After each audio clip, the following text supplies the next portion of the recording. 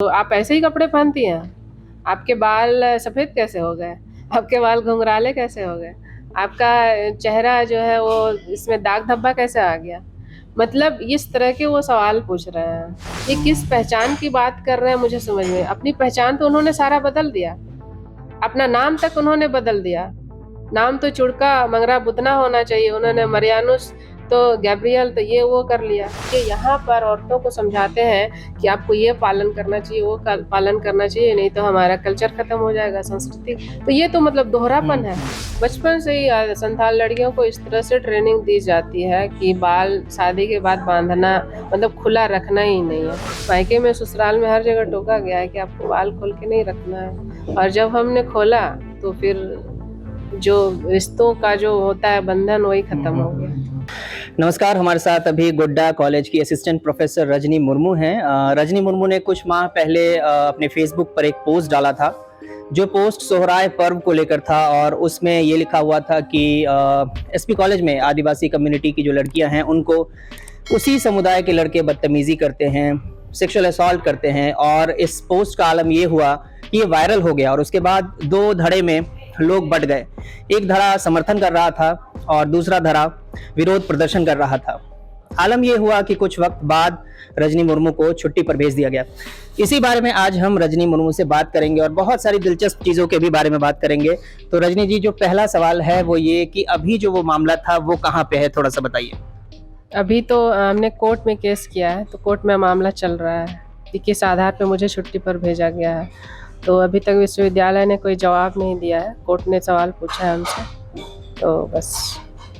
अच्छा, तो जिस समय ये मामला हुआ था उस समय हम लोग भी सोशल मीडिया को फॉलो कर रहे थे और देख रहे थे कि बहुत सारी चीज़ें हो रही थी कि जब आप एक ट्राइबल कम्युनिटी से एक महिला आती हैं, वो अपने ही समाज के बारे में जो कुरीति है उस पर आवाज़ उठाती हैं, तो उसी समाज से विरोध के भी स्वर उठने लगते हैं। तो इसको आपने कैसे समझा, और उस समय क्या क्या कोई प्रेशर था इस चीज़ को लेकर? आप देखिए, दुमका जो है वो उप राजधानी है और संथाल का गढ़ है, और मैं खुद संथाल हूँ।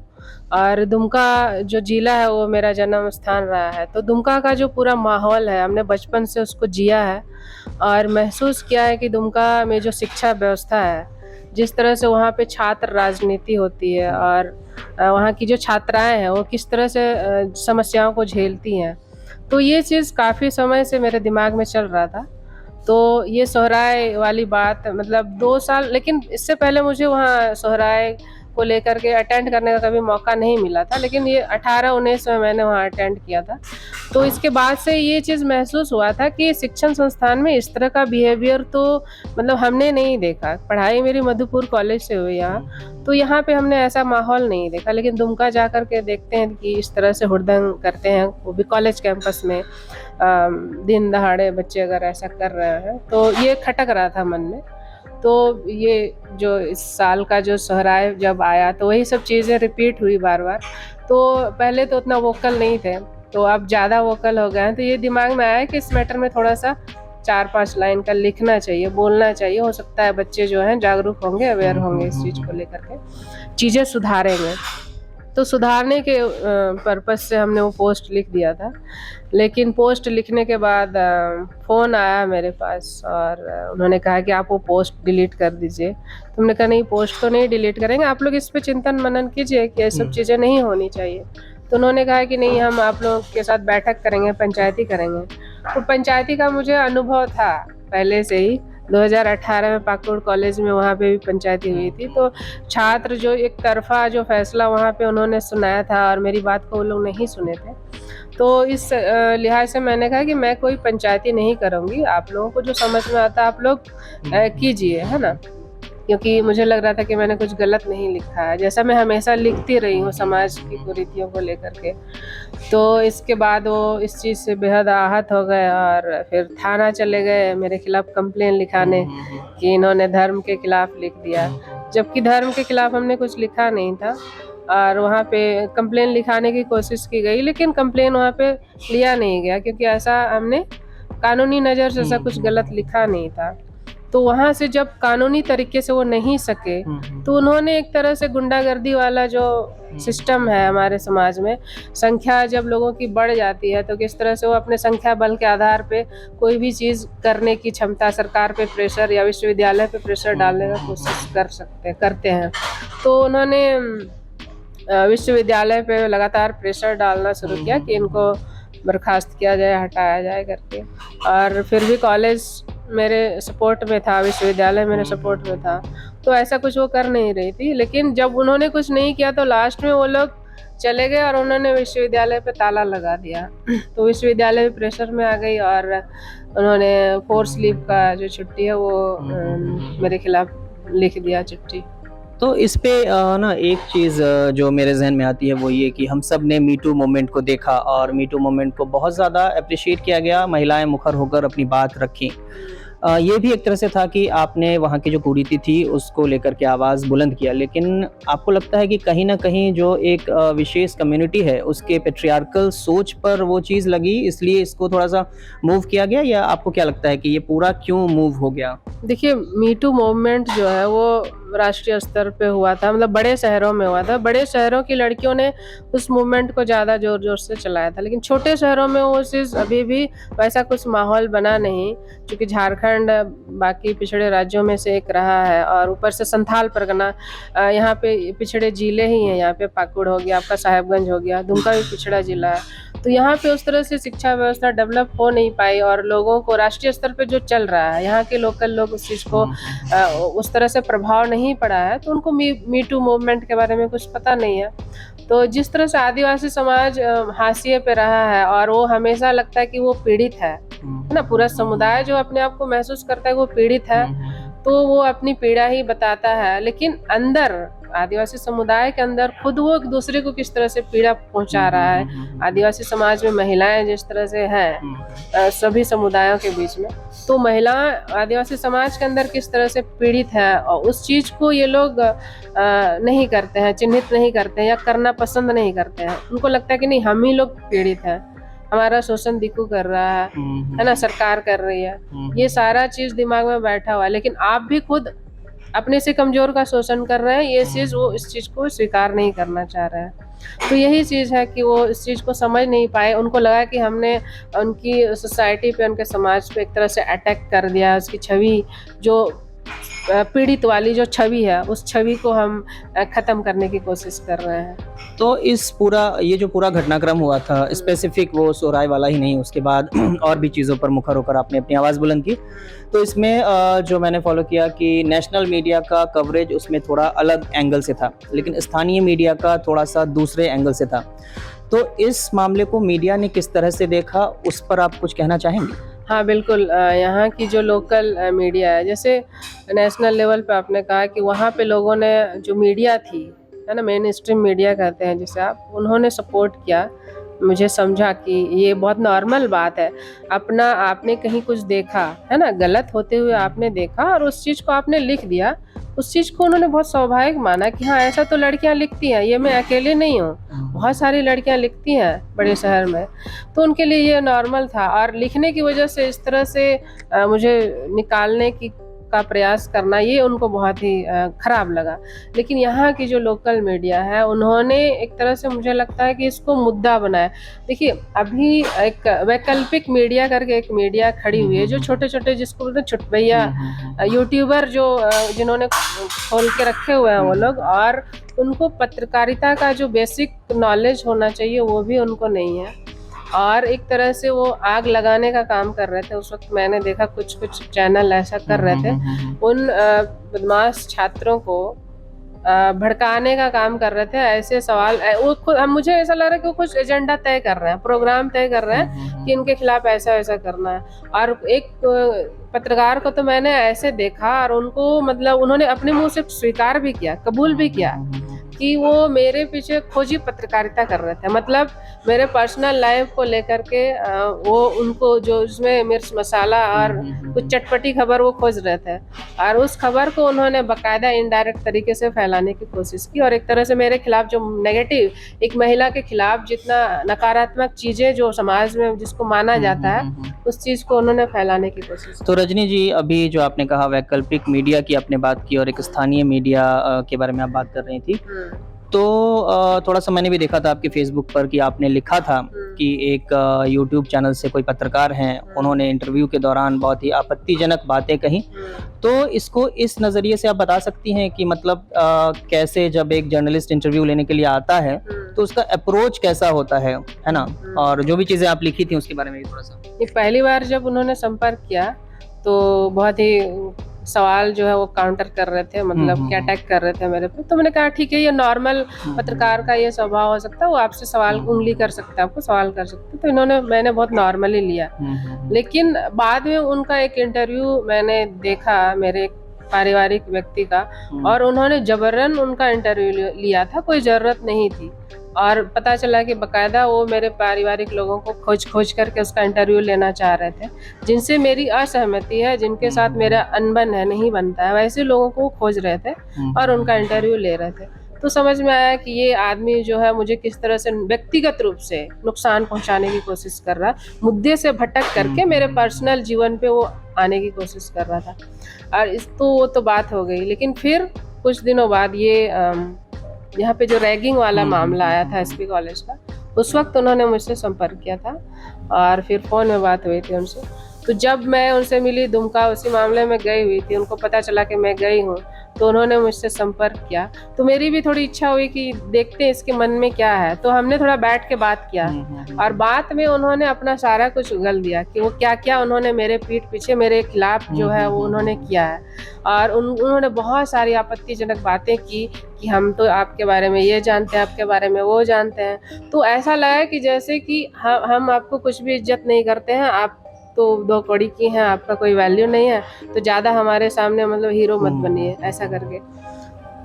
और इसके बाद इस बार जब ये सुनीता खाखा वाला जब मैटर हो रहा था, इस बार फिर उन्होंने संपर्क किया हमसे, और वो बोले कि इंटरव्यू लिया उन्होंने, ढंग से हमारा इंटरव्यू लिया, और इसके बाद बोलते हैं कि आप ऐसे ही कपड़े पहनती हैं, आपके बाल सफ़ेद कैसे हो गए, आपके बाल घुंघराले कैसे हो गए, आपका चेहरा जो है वो इसमें दाग धब्बा कैसे आ गया। मतलब इस तरह के वो सवाल पूछ रहे हैं। तो आप सोच सकते हैं कि वो इंसान किस मेंटालिटी का होगा। लेकिन बाद में जब हमने पोस्ट लिखा, पोस्ट के बाद बहुत लोगों ने उसके बारे में बताया, और एक शिक्षिका है, उन्होंने कहा कि ये तो मतलब बलात्कार के केस में आरोप में 3 महीने की जेल काट करके आया है, और फिर कुछ स्कूल वगैरह में जा कर के ये वसूली का काम भी करता है, न्यूज़ चला देंगे बोल करके ब्लैकमेलिंग भी करता है ये। तो इस तरह का जो है। हाँ, तो ये जो फ़ेसबुक पोस्ट था उसके बाद स्थानीय मीडिया या फिर मीडिया से किसी का सपोर्ट आपको इसमें दिखा क्या? सपोर्ट या आपकी बात सुनने के लिए कोई ओपन था? देखिए, बाकी जो लोकल मीडिया है उन्होंने तो ऐसे ही चला दिया न्यूज़, जो नहीं जान रहे थे उन्होंने। लेकिन नॉर्मल थे वो लोग, कुछ खास उनका था नहीं। स्थानीय मीडिया ने ऐसा कुछ नहीं किया। इस बीच बहुत सारी घटनाएँ हुई, चाहे वो सोहराय को लेकर हो, एंड उसके बाद रैगिंग का एक आपने ज़िक्र किया कि रैगिंग हुआ था, एंड वो एक ऐसा मामला था कि जो बहुत ज़्यादा नेशनल लेवल पर जिसको उठाने की ज़रूरत थी, लेकिन वो पूरा दब गया। तो दरअसल हम मीडिया के उसी रवैये को समझने की कोशिश कर रहे हैं कि कोई भी एक ऐसा इशू होता है जिसमें कम्युनिटी स्पेसिफिक को लगता है कि नहीं, हमारी भावनाएं आहत हो रही हैं, नहीं हम इसमें आ रहे हैं, तो हम इसको नहीं उठाएंगे। तो रैगिंग वाले मामले में बहुत लेट से आई थिंक मामला दर्ज हुआ है। तो इस बीच जो गैप था वो किस वजह से था? क्यों मामला दर्ज नहीं किया जा रहा था? बोला जा रहा था रैगिंग नहीं है। देखिए, जब मैंने सोहराय वाले मैटर पे पोस्ट किया था, इसके बाद लोग जो जिस तरह से अटैक कर रहे थे, कह रहे थे कि हमारे यहाँ लड़कियों के साथ छेड़छाड़ नहीं होता है ना? तो उसी संदर्भ में मैंने और भी लिखा था कि यहाँ पे रैगिंग भी होता है, लोगों ने कहा कि ये तो कॉलेज को बदनाम कर रही है, कुछ नहीं होता हमारे यहाँ, ना रैगिंग होता है, ना लड़कियों के साथ छेड़छाड़ होता है, ना उनके साथ बदतमीजी हुई है। उन्होंने डंके की चोट पे कहा और बाकायदा उन्होंने एसपी कॉलेज जिंदाबाद का नारा लगाया, बड़े बड़े लेखकों ने, है ना। तो और उन्होंने बाकायदा पोस्ट लगाए, मतलब, और बहुत बयानबाजी की। सब बहुत सारे दुमका के चुटभैया जो अपने आप को नेता, सोशल एक्टिविस्ट कहते हैं, उन्होंने बयान दिया कि हमारे यहाँ तो ऐसा कुछ नहीं होता, ये कॉलेज को बदनाम करने की कोशिश कर रही है।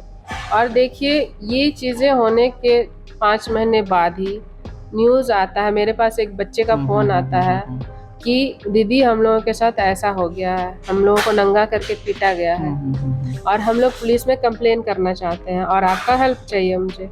तो हमने कहा कि ठीक है, हम लोग हेल्प कीजिए, करेंगे, आप लोग थाना जाइए। वो लोग थाना आते हैं और पुलिस जो है उसका केस लेने से मना कर देती है। वो कहती है कि अरे समझौता कर लो। पुलिस पहले आरोपियों को फ़ोन करती है कि आप लोगों के खिलाफ कंप्लेन आया है। वो लोग इधर उधर से पैरवी लगाते हैं। थानेदार खुद अपने मुंह से बताता है कि मैडम हमारे पास जो है बहुत पैरवी आ रहा है केस ना लेने का। हमने कहा कि केस तो आपको लेना पड़ेगा, नहीं तो फिर हम लोग आएंगे, दुमका आ रहे हैं। तो हमारी बात इस तरह से हो रही थी थानेदार, तब जाके उन्होंने कंप्लेन लिया। कंप्लेन लेने के बाद भी वो लोग रुके नहीं। दूसरे दिन हॉस्टल में जाकर के जो आयो वहाँ पे नियुक्त हुई थी उस केस में, वो और कुछ पुलिस वाले लेकर के हॉस्टल जाते हैं और लड़कों पे, और जो मेरे खिलाफ आंदोलन कर रहे थे ना, रजनी मुर्मू मुर्दाबाद, वही लड़के जाते हैं समझौता कराने के लिए कि समझौता कर लो। तो रजनी जी, आप चूंकि रही हैं इस पूरे प्रोसेस में बहुत समय तक, अभी भी हैं ही लगभग, तो एंटी रैगिंग एक्ट को लेकर के या रैगिंग ना हो इसके लिए विश्वविद्यालय प्रशासन द्वारा कोई पहल की गई थी इससे पहले? कोई पहल नहीं की गई है। और इस बार भी जो पीड़ित छात्र हैं वो विश्वविद्यालय गए हैं और विश्वविद्यालय से उन्होंने कंप्लेन लिखाया है। विश्वविद्यालय की तरफ से अभी कोई जवाब नहीं आया है, ना हमें पता चला है कि विश्वविद्यालय में एंटी रैगिंग सेल भी नहीं है, एंटी रैगिंग एफिडेविट भी नहीं बच्चों से फिल करवाया जाता है। तो ऐसा कुछ भी नहीं होता है, विश्वविद्यालय की तरफ से कोई रिस्पांस नहीं आया है। इसके बाद आगे की कहानी मैं आपको बताती हूँ। वहाँ पे बच्चों को जबरन समझौते पे साइन करवाया जाता है, बच्चे भाग जाते हैं। तो इसके बाद जब उनको टाइम मिलता है तो फिर मुझे फ़ोन करते हैं कि दीदी ऐसा हो गया है, अब ऐसा लग रहा है कि हम लोग मर जाएंगे, इतना अपमानित किया गया हम लोगों को, अब और जबरन हम लोगों को समझौता करा लिया गया, अब हम लोग क्या करेंगे। हमने कहा कि आपको डरने की ज़रूरत नहीं है, आप लोग फिर से एक आवेदन लिखिए, एसपी को लिखिए, डीएसपी को लिखिए, और फिर से हम आते हैं। फिर हम गए दुमका, फिर सबके पास हम लोग गए, फिर आवेदन लिखवाएं, फिर थानेदार को बोले कि आप किस आधार पर समझौता कराएं, तो गलत चीज़ है, ये लोग करना नहीं चाहते हैं। तब जा करके फिर हमने मानवाधिकार आयोग से लिखवाया, हमारे कार्यकर्ता मित्र हैं उनसे लिखवाया। वहाँ से जब नोटिस आता है फिर हम सबका प्रेशर पड़ता है, तब जा करके फिर वो उस समझौते को वापस लेते हैं। और फिर अभी कार्रवाई, अभी उन्होंने लेट लतीफ़ शुरू किया है धीमी गति से। और उसमें होता ये है कि जो वहाँ के जो लीडर हैं, सीनियर छात्र हैं, वो केस वापस लेने के लिए बच्चों का सामान, जरूरी सामान, डॉक्यूमेंट वगैरह कब्जा कर लेते हैं और वापस देने से मना कर देते हैं। और पुलिस को जब हम लोग फ़ोन करते हैं कि आप इनका सामान इनको दिलवा दीजिए, है ना, या फिर इनको वहाँ रहने की व्यवस्था कीजिए, जिन पे आरोप लगा है उनको वहाँ से आप हटाइए। कल्याण विभाग भी हम लोग जाते हैं तो कल्याण विभाग कहता है कि हम लोग, ये पुलिस का काम है, हम लोग कुछ नहीं कर सकते। पुलिस को बोलते हैं कि आप वहाँ से आरोपी छात्रों को हटाइए, तो वो कहते हैं कि नहीं, ये कल्याण विभाग का काम है, हम लोग कुछ नहीं कर सकते। तो इस तरह से बच्चों को घुमाया गया चारों तरफ से। और जब सामान लेने के लिए पुलिस जाती है तो वहाँ पुलिस खड़ी रहती है, कुछ कर नहीं पाती है। लास्ट में हमको लेके जाना पड़ता है दूसरी गाड़ी लेकर के पुलिस को। और जब वहाँ से सामान हम लोग लेके आते हैं, मेरे जाने के बाद बच्चे तैयार हो जाते हैं देने के लिए, लेकिन टोंट कसते हैं वहीं पे खड़े होकर के कि पता नहीं कहाँ से गार्जियन आ जाते हैं। और जब हम लोग वापस आ रहे थे तो पुलिस वाला जो था, कांस्टेबल था, वो कहता है मुझे कि देखिए मैडम, कोई प्रॉब्लम ही नहीं है, आप तो बेकार में ही हल्ला करती है। तो इस चीज़ से हम थोड़ा सा अपसेट हो गए। हम बोले कि आप कह रहे हैं कि प्रॉब्लम नहीं है, बच्चे अपना घर जो यहाँ पे पढ़ने के लिए आए थे, फ्री में गवर्नमेंट इसको सुविधा दे रही है, कुछ घर छोड़कर जा रहे हैं और आप कह रहे हैं कि कोई प्रॉब्लम ही नहीं है। तो बिल्कुल, तो रजनी जी आपके जानकारी में कुछ ऐसी बात है क्या कि एसपी कॉलेज का जो हॉस्टल है वहाँ पे क्या ऐसी बात भी है कि बहुत सीनियर स्टूडेंट्स अभी भी रहते हैं और जूनियर का शोषण करते हैं, तो ऐसा कुछ है क्या? हाँ बिल्कुल, असल में उसको सीनियर स्टूडेंट नहीं कहेंगे, उसको पास आउट हुँ, कहेंगे। वो निकल चुके हैं वहाँ से, हुँ, उनकी पढ़ाई खत्म हो चुकी है, फिर भी वो वहाँ जमे हुए हैं, फैल के रहते हैं। एक रूम में एक सीनियर मतलब पास आउट बच्चा हुँ, रहेगा, हुँ, हुँ। और बाकी जो रूम है उसमें 15 18 20 बच्चे ठुसे हुए रहेंगे जूनियर। विश्वविद्यालय प्रशासन को इसकी जानकारी है? बिल्कुल जानकारी है, क्योंकि जो समझौता कराने आया था हॉस्टल सुपरिटेंडेंट ही आया था, कोई आदिवासी ही है, हुँ, हुँ, वो हुँ, आए हुँ, थे, हुँ, हुँ। समझौता करा रहे थे, और उन्होंने कोई एक्शन लेना इसमें जरूरी नहीं समझा। अभी रजनी जी एक पोस्ट देख रहा था, फेसबुक पोस्ट आपका, उसमें लिखा हुआ था कि जो लोग आदिवासी से क्रिश्चियन बनते हैं, वो आदिवासी महिलाओं पर रूढ़ियों को थोपने का काम करते हैं। तो थोड़ा-सा विस्तार से इसको बताएँगी ताकि व्यूअर्स को पता चले इसके बारे में? हम्म। देखिए, मैंने आपको पहले बताया था कि सोशल मीडिया जो है वो बहुत ही सुलभ जगह है, हुँ, जहाँ हुँ, पे हुँ। आप मतलब बड़ी मात्रा में लोगों की विचारधारा से आप अवगत हो सकते हुँ, हैं। हुँ। वो अपने एकदम मन की बात वहाँ लिखते हैं, हुँ, आपके हुँ, हुँ। इनबॉक्स में या अपने हुँ, पोस्ट हुँ, पे, हुँ, आपके हुँ। कमेंट पे, हुँ, है ना? जो उनके दिमाग में रहता है, हुँ, बिना डरे, बिना हिचक के, हुँ। वो आपराधिक बातें भी लिखते हैं, अच्छी बातें भी लिखते हैं, खराब बातें भी लिखते हैं, तो वो लिख देते हैं। तो हमें पता चलता है कि कौन कैसा सोचता है। तो मैंने ये 4-5 सालों में एक चीज़ देखा है कि हुँ, जो आदिवासी थे और बाद में उन्होंने अंग्रेज के आने के बाद या जो भी जिस भी कारण से उन्होंने अपना हुँ, धर्म हुँ, हुँ, बदला और हुँ। ईसाई धर्म की तरफ वो लोग, तो वो उनकी एक तो पढ़ाई लिखाई का उनको सबसे पहले मौका मिला था, हुँ, हुँ, अंग्रेजों के हुँ, साथ हुँ, हुँ, संपर्क हुँ। में आए, मिशनरीज का उनको हुँ, लाभ हुँ, मिला, हुँ। और उन्होंने अपनी अच्छी पढ़ाई लिखाई की, इंग्लिश पढ़े, हिंदी हुँ, पढ़े, हुँ, जो हुँ। भी। तो वो सोशल मीडिया में काफ़ी वोकल हैं, हुँ, हुँ, लिखते भी हुँ, हैं हुँ। लंबा लंबा और हुँ, हुँ, लच्छेदार हुँ, भाषा में हुँ, हुँ। लिखते हैं। तो उनकी लेखन लेखन शैली में हमने यही देखा कि जब हम महिलाओं के, आदिवासी महिलाओं के अधिकार की जब बात कर रहे थे, हुँ, हुँ, हुँ, तो हुँ। एकदम से वो पलटवार कर रहे हुँ, थे, हुँ, और हुँ, वो हुँ, हुँ। उस कस्टम की बात मतलब कि क्या कहते हैं, उसके फेवर में लिखते हुँ, थे हुँ, कि हुँ, ये हुँ, हुँ। कस्टमरी लॉ हमारा ये है, वो है, अगर ये सब खत्म हो जाएगा तो आदिवासी समाज हुँ, हुँ, ध्वस्त हुँ, हो हुँ। जाएगा, खत्म हो जाएगी, हमारी पहचान खत्म हो जाएगी। हुँ, हुँ, हुँ, जैसे हम हुँ। लिखते थे कि आदिवासी महिलाओं को हल चलाने का अधिकार हुँ, नहीं हुँ, है, हुँ, हुँ। छप्पर छाड़ने का अधिकार नहीं है, बाल वो खोल के नहीं रह सकती है, हुँ, बाल हुँ, बांध हुँ। के रखना पड़ता है। तो जितने भी टैबू हैं आदिवासी हाँ, समाज हाँ, में, हाँ। उस मामले में हम हमेशा लिखते रहते थे, या किस तरह से डोमेस्टिक हेल्प के रूप में किस तरह से शोषण होता है आदिवासी महिलाओं का, बड़ी संख्या में डायन हत्याएं होती है। हुँ, हुँ, तो ये हुँ, इस हुँ। संबंध में हमारा पोस्ट होता था, और उस चीज़ उसके खिलाफ वो हमेशा प्रोटेस्ट करते थे कि हम जो अच्छा। लिख रहे हैं वो हुँ, गलत हुँ, लिख हुँ। रहे हैं, और हम समाज हुँ, विरोधी हुँ। काम कर रहे हैं। तो इसमें हमने उन लोगों को देखा, उनके धर्म को देखा कि ये कौन हुँ, लोग थे हुँ, जो हुँ, इतनी हुँ। उग्रता के साथ मेरा विरोध कर रहे थे। तो हमने 2 लोगों को चिन्हित किया, एक जो कट्टर संघी थे, हुँ। और दूसरे ये जो ईसाई एक्टिविस्ट अपने आप को कहते हैं, हुँ, ये हुँ, लोग हुँ। आदिवासी एक्टिविस्ट, हुँ, हुँ, तो हुँ। ये लोग थे। तो इनसे मुझे बड़ा आश्चर्य हुआ कि ये लोग अपना जो बेसिक आदिवासी धर्म है, पूजा पद्धति हुँ, है या हुँ, हुँ, हुँ। शादी है, ये बेसिक चीज़ हुँ, है। हुँ, हुँ, हुँ। आदिवासी पहचान की अगर आप बात करें, ये बेसिक चीज़ें हैं। हुँ, इस हुँ। चीज़ को ये छोड़कर चले गए हैं।